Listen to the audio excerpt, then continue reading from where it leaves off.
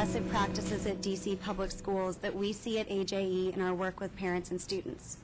The first is the disproportionate application of harmful suspensions and expulsions to children in protected classes.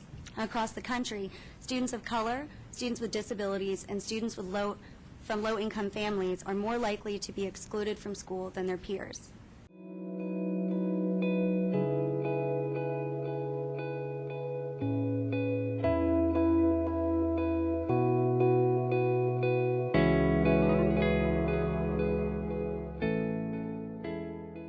Shonda Halley-Thomas. I am the Director of Legal Services and Advocacy at Advocates for Justice and Education. We're the designated Parent Training Information Center for DC. Primarily what AJE does, which is different from a lot of organizations, is we focus on getting the parents the information they need to advocate for themselves. We are the only organization in DC that provides representation in school discipline cases without any preconditions. We come in to support those families, to ensure that their rights are protected, to advocate for alternatives to removing them from school, keeping them in school and not in the streets and uneducated.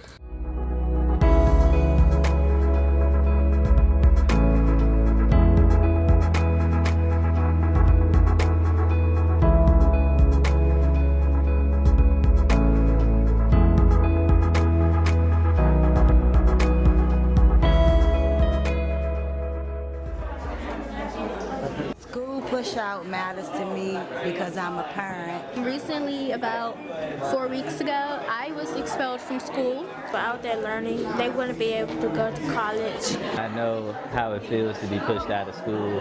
I don't think that's a feeling our kids want to feel in school, considering it's a place they have to go very often. I think they want to be embraced and come to a welcoming environment, and right now schools are not providing that.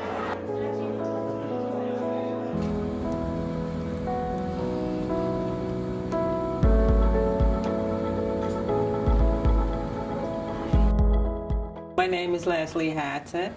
I came to AJE because my children were receiving a lot of referrals for detention, a lot of in-school suspensions, a lot of out-school suspensions. The school pushed them out, pushed both of my boys out because I felt as though they felt that they were too disruptive.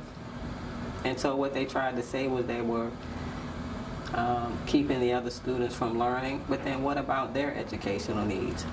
And this is something that folks often don't think about, is what happens with the students when they're pushed out. For me, as a parent, when it hit my home, it changed my life. As a single mom of two, I stepped down from my job full-time. I had hair loss from a lot of stress. I was diagnosed with struggling with anxiety disorder.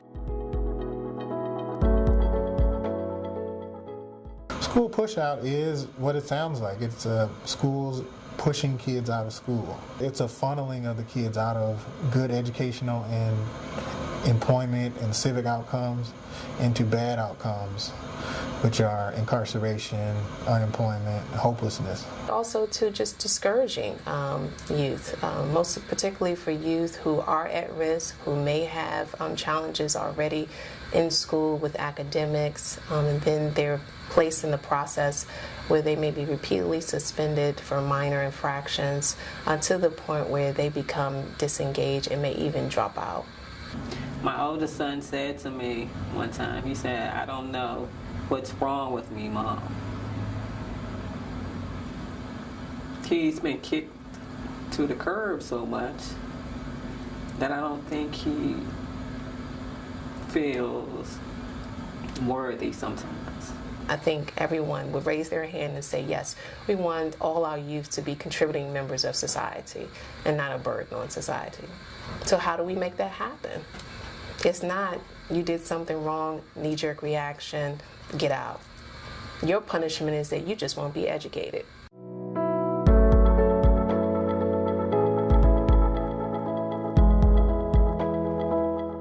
We should make change, especially as educators and supporters of children, and there are solutions. I think we just need to take the time, take the money, get the people, and make it happen. If we can think about the school as an opportunity to actually interact with the students and put them on the right track and to keep them out of the prison system, then I think maybe we can think about what they need in order to accomplish that task. It's not just teaching math, English, and science. It's teaching how to overcome tremendous obstacles in some cases.